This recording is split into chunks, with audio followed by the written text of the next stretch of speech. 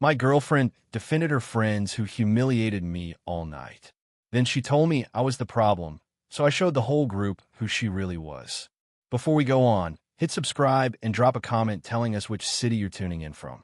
My name's Bruno, I'm 32, and I've worked nonstop since I was 16. I started delivering newspapers while in school. Then I worked construction to pay for college, and somehow ended up in commercial real estate development. It's not a glamorous job, but if you know what you're doing and have the right contacts, it brings in good profits. But there's a key detail that'll be important later. I also trade stocks and cryptocurrencies. I've been doing it seriously for over 9 years, and I've learned a lot, enough for my investment portfolio to hit 1.4 million last year, not counting my properties. That said, I've never been one to flaunt money, nor do I care to. I drive a used 2019 Honda Civic. I dress in regular clothes from stores like Target or Kohl's and live in a modest 2-bedroom apartment that costs me about $1,200 a month. I learned early on, watching my parents deal with debt, that showing what you have only attracts the wrong people and makes you an easy target. Most people assume I'm an average guy with a $50,000 or $60,000 a year salary, and I'm perfectly fine with them believing that. My resources are invested. I'm not interested in appearances. Call it financial paranoia if you want, but it served me pretty well. My best friend Esteban has been telling me for years that I'm too reserved about my achievements. He works in pharmaceutical sales and does quite well. He likes to show it off. He has a BMW, wears expensive clothes, and always offers to pay when we go out. He also has a great sense of humor and says everything without a filter, which will play an important role later. Bro, you're sitting on more money than most people see in their entire lives, and you worry about what others think, he often tells me. At some point, you've got to show your true worth. I always replied that I preferred people to appreciate me for who I am, not what I have. Looking back, I think we were both right in a sense. About 14 months ago, I met Camila at a coffee shop near my office. She was alone reading a self-help book on how to attract success, and there was something about her attitude that caught my eye. She was 26, worked as a social media coordinator at a boutique marketing agency, and was, no exaggeration, very attractive. Long brown hair, charming smile, seemed kind and simple. We started talking, and there was immediate chemistry. She was funny, seemed genuine, and didn't immediately ask what I did for a living or what car I drove, which pleasantly surprised me after so many failed app dates. We exchanged numbers and started going out. At first, everything went very well. She didn't ask uncomfortable questions about my finances, and I thought she simply respected my privacy. I paid for most of our outings, but kept everything reasonable. Good restaurants, but nothing overly luxurious. We also went to the movies, played mini golf, went hiking, normal couple stuff. She seemed happy with that, and I started to believe I'd finally found someone who valued experiences over material things. What I didn't realize, and this was my mistake, is that Camila thought I had an ordinary job earning around $55,000 a year. She'd say things like, when you get that promotion you mentioned, or you should ask your boss for a raise, or when you make more money, we could. I took them as typical couple talks about the future. I didn't suspect she was actually worried about how much I earned. The red flags started slowly, but over time they became more obvious. She'd get weird when I suggested not spending too much, saying things like, I thought you made good money, or the other guys I dated didn't hesitate to spend. When I proposed simpler alternatives, like going for a walk instead of an expensive place, she'd say I was being cheap. It's not about the money, Bruno, she'd tell me. It's about showing you want to invest in our relationship. But the biggest red flag was her group of friends. My goodness, her group of friends. 5 women who'd known each other since college and called themselves the sisterhood. No joke, they even had matching bracelets like they were still in high school. Let me introduce you to this cast of characters. Lorena, 28, was the group leader. According to her, she claimed to be a business consultant, but she actually sold pyramid scheme supplements on social media under the guise of a wellness guru. She drove a leased BMW she could barely afford and lived in a tiny apartment she called her minimalist lifestyle choice to hide that she was broke. Valeria, 27, called herself an influencer, though she only had 12,000 followers. She worked part-time in the cosmetic section of Nordstrom, but claimed she was in the fashion world. She never paid for dinner, always expecting men to do it. Sophia, 25, a personal trainer who only dated wealthy men. Every 3 or 4 months, she'd change boyfriends. Always someone older with a luxury car and visible signs of wealth. At that moment, she was between relationships, but actively looking for her next prey. Juliana, 29, worked as a bank teller, but said she was in the financial sector. She constantly talked about her investment strategies, which turned out to be 50-a-month deposits into a basic savings account.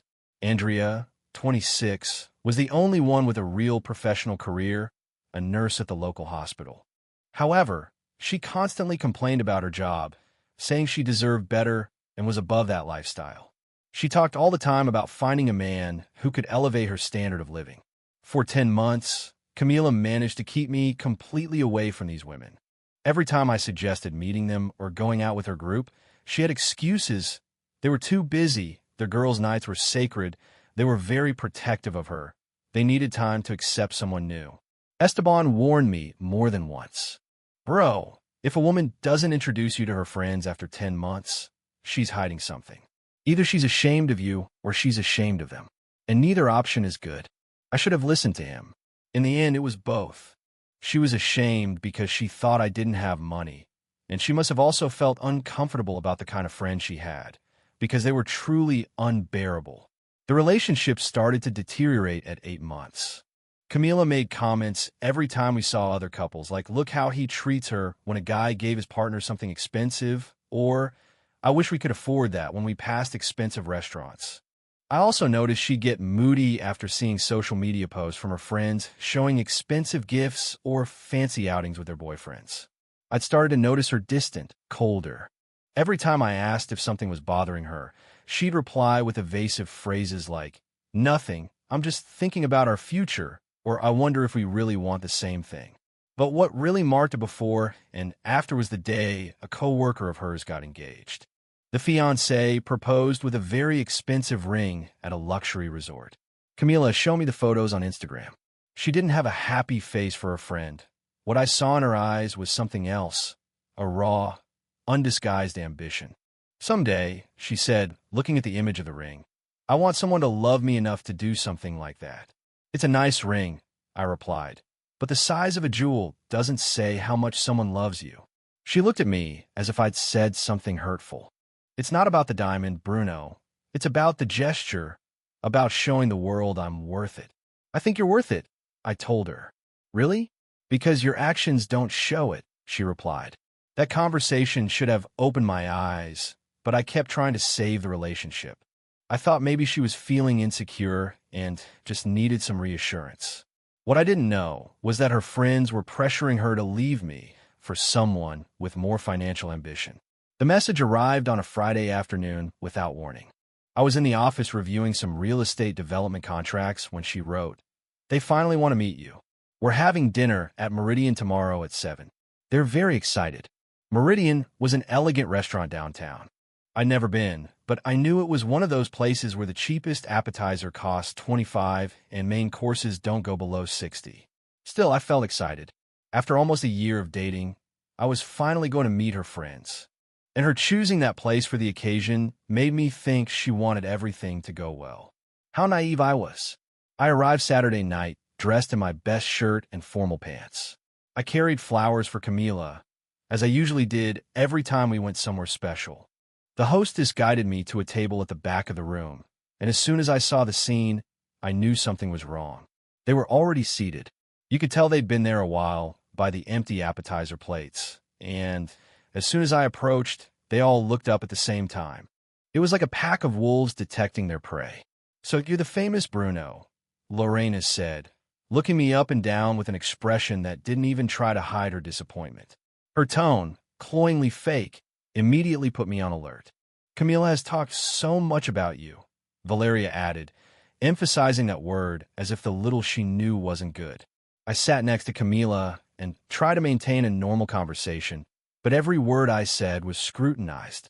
When I mentioned I worked in real estate development, Lorena quickly responded. Ah, so you show houses? Not exactly, I explained. I I work in commercial property development and investment analysis. That sounds complicated, Sophia interjected with a tone that made it clear it wasn't a compliment. Sometimes it is, but I enjoy the challenge, I replied, still smiling. Camila told us you always have very budget-conscious dates, Valeria interrupted. How responsible of you. The tone with which she said budget-conscious made it sound like a flaw. I could feel the judgment in their gazes. I believe in being careful with money, I said. And that, apparently, was the wrong answer, because they all exchanged knowing glances. Careful or limited? Juliana asked with a smile that didn't reach her eyes. There's a difference between being financially responsible and having few options, Andrea added, stirring her very expensive plate with disdain. That's when I realized what was really happening. It wasn't a dinner to get to know me. It was a carefully planned ambush. They decided beforehand that I wasn't good enough, and that night their goal was to make that clear. They were there to convince Camila to leave me by showing her I wasn't able to provide enough. The questions didn't stop, each one more loaded than the last. What car do you drive? Lorena asked, as if I were in a job interview. A Honda Civic, I replied, not lying. Oh, she said dismissively. Well, at least they're reliable. Not everyone needs a luxury car. I countered, trying not to sound offensive. Sure, Valeria said with that false understanding. Some people prefer practical over style. Then Sophia delivered what she thought was the final blow. Camila's ex, Matthias, had a Mercedes. He worked in pharmaceutical sales, very successful. Last year, he took her to the Bahamas for her birthday. Matthias was wonderful, Juliana added, as if twisting a knife. He always had a little something for Camila. He loved surprising her with expensive gifts and unexpected trips.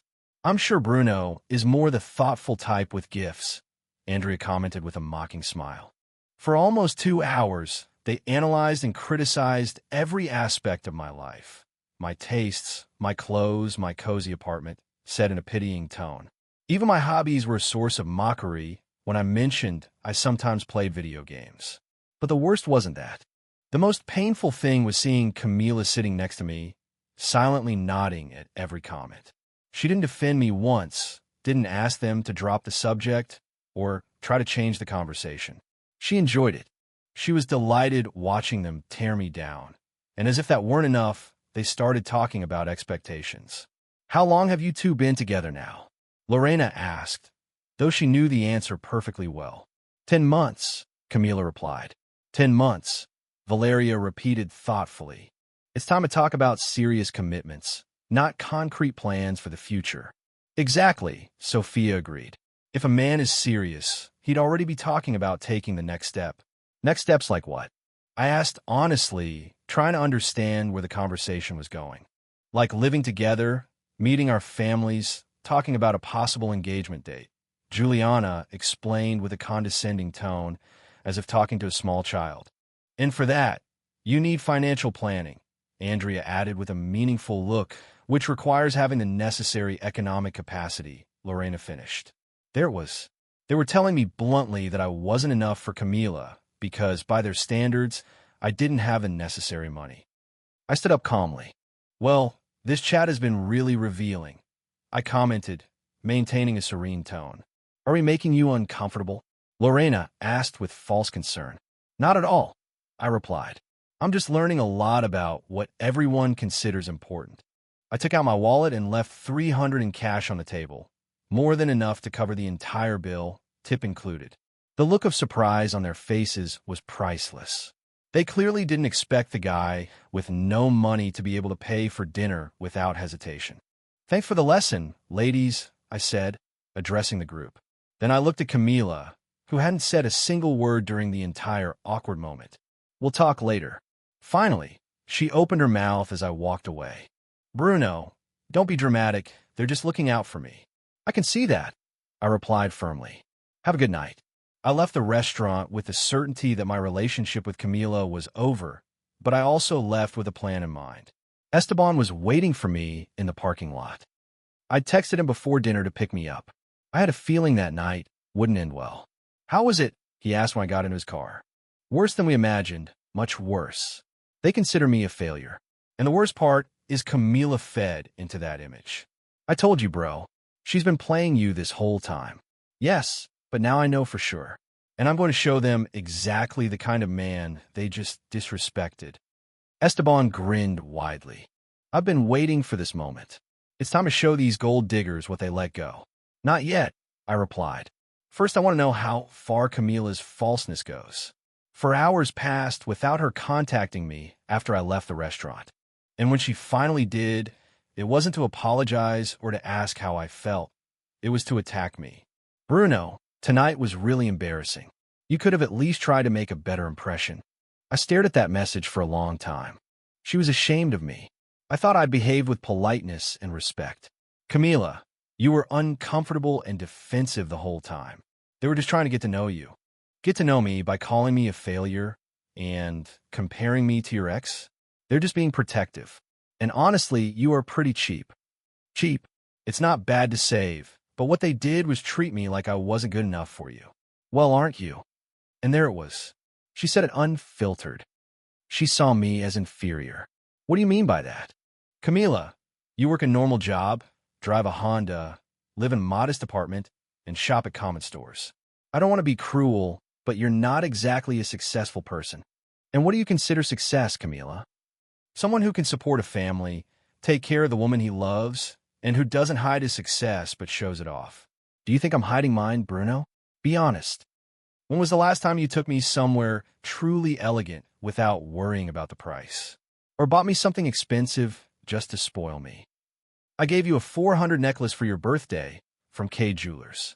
Matthias used to buy me jewelry from Tiffany. And there it is.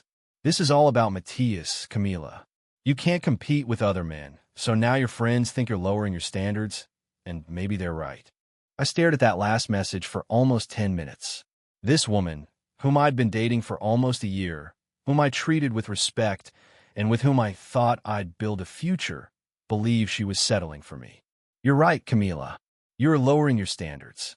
You finally admit it, but not for the reasons you think. What's that supposed to mean? It means that you and your friends just assumed a lot of things about me, and they're all wrong. Like what? Like assuming you know who I'm just by my car, by how I look. Bruno, you're acting weird. Say what's on your mind already.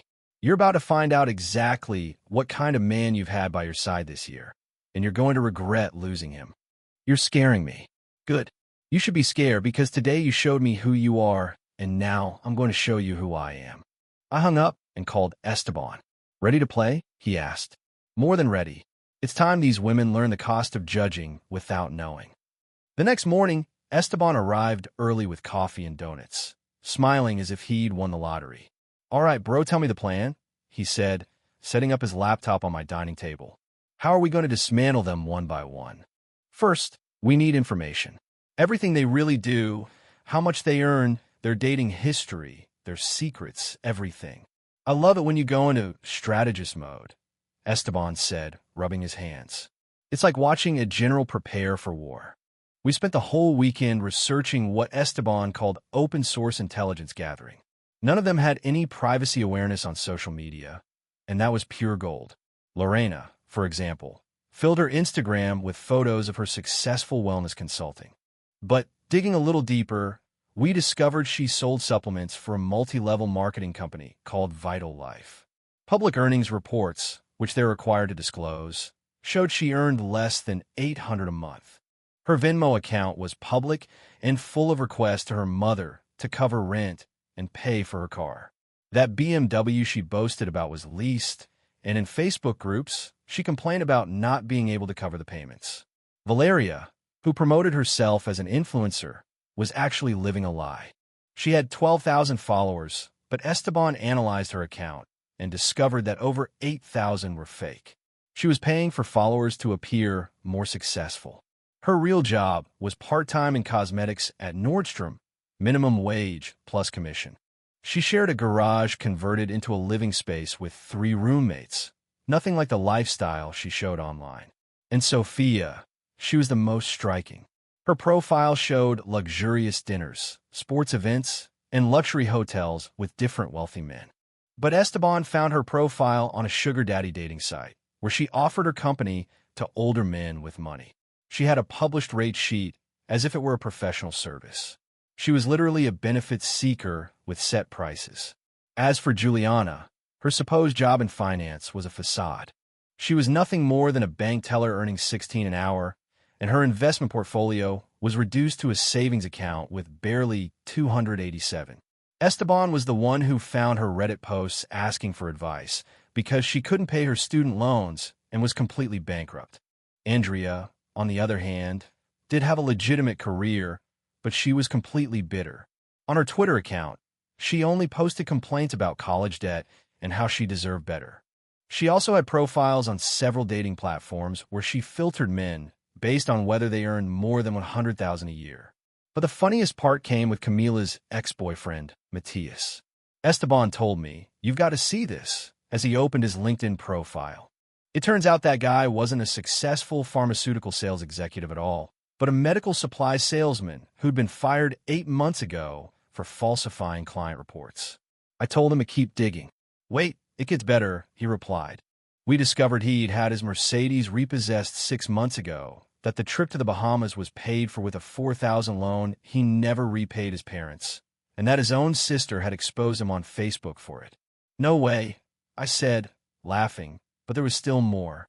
He currently worked part-time at a video game store and lived in his parents' basement. So Camila's successful ex was a 28-year-old man earning $11 an hour selling games to teenagers. I burst out laughing, unable to help it. Seriously, all this time they've been comparing me to such a disaster? And that wasn't the last of it.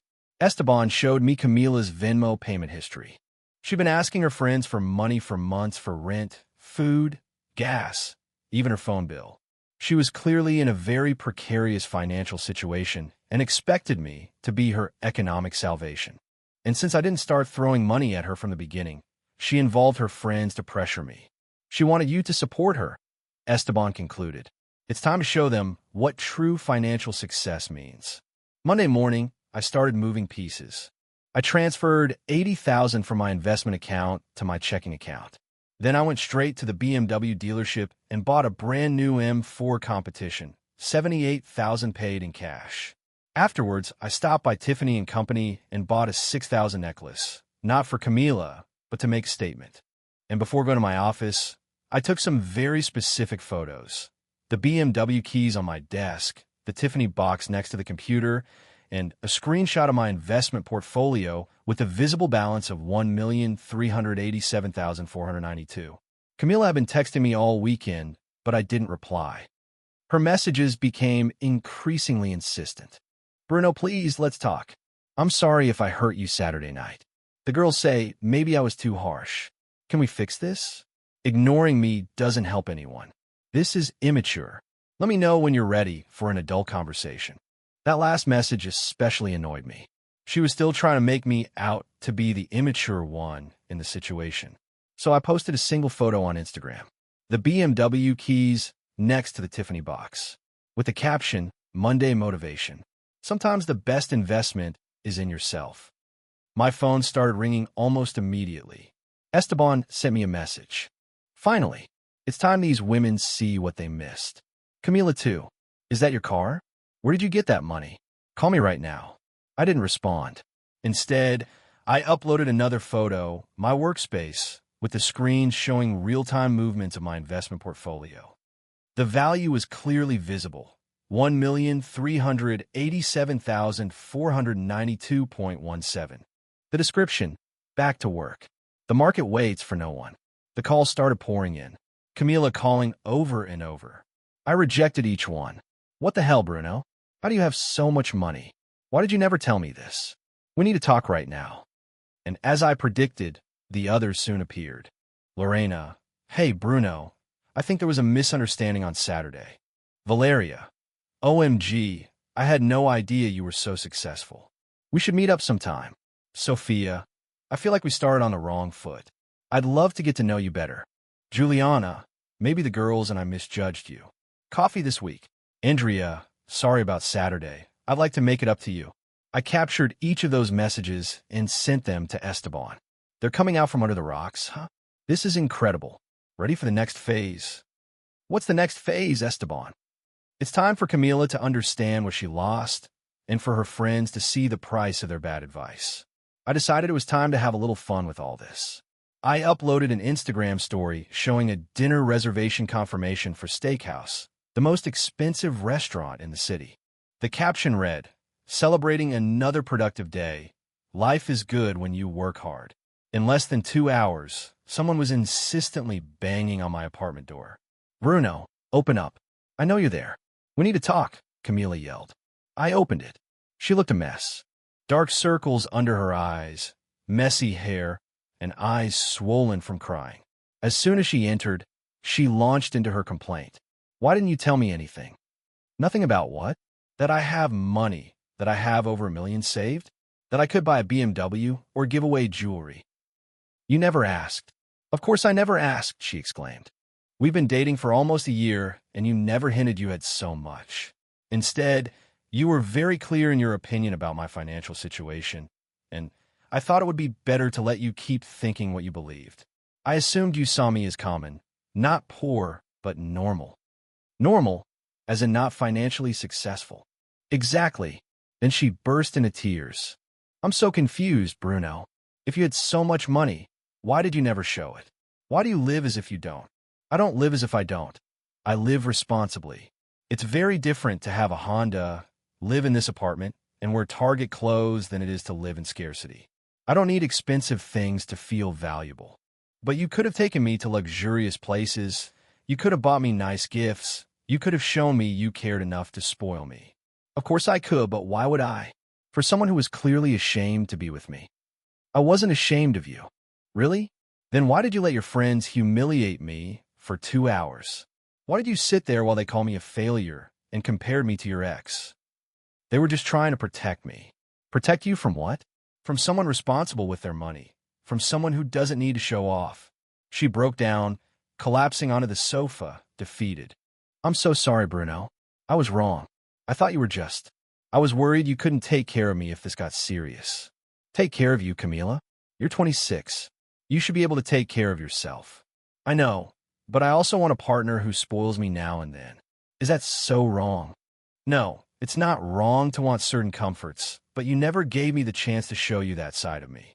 You assumed I couldn't give you that and treated me as if I didn't deserve it. I can change, really. We can start over. Please." "There's nothing to restart. You show me who you really are.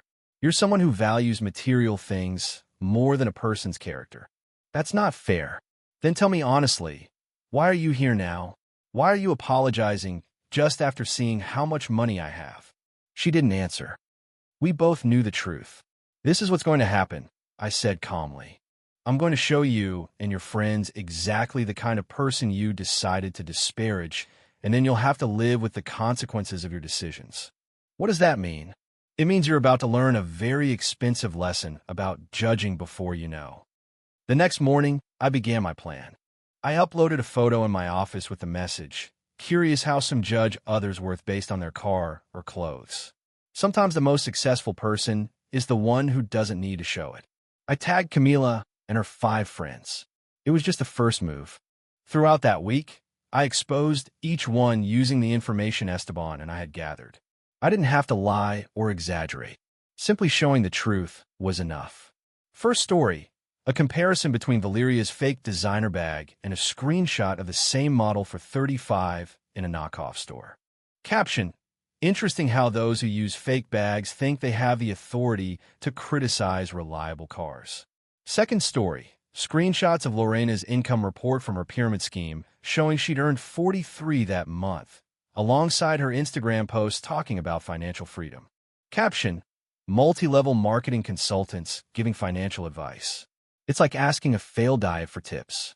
Third story, Juliana's Reddit posts asking for advice because she was broke, alongside an image of her savings account with 287. Caption, bank tellers with less than 300 commenting on investments. Fourth story, Andrea's profile on a dating app with the filter activated for men earning over $100,000 a year, alongside her tweets complaining she deserved better. Caption, nurses who hate their job but only date men for their salary. Fifth story, Sophia's profile on a sugar dating page with her rates published. Caption, professional seekers with price lists commenting on others' relationship decisions. And the best was Camila's. Screenshots of her Venmo requests to friends asking for help with rent, food, and utilities. Caption: social media coordinators asking for money while calling their boyfriend a failure. My phone quickly exploded. Calls, messages, threats. Camila, Bruno, take that down right now. Lorena, this is harassment. I'm calling the police. Valeria, how did you get my personal information? Sophia, you're a psychopath. Juliana, this is illegal. Shortly after publishing some stories on social media, the effects began to be felt like an avalanche. Andrea had threatened to report me on Instagram. I can sue you, she told me, but it was too late. Everything had been screenshot and circulated among acquaintances, co-workers, family, and friends. In less than a week, the consequences began to accumulate for each of them. Lorena was fired from her multi-level sales scheme after certain income figures were made public and her conduct was deemed unprofessional.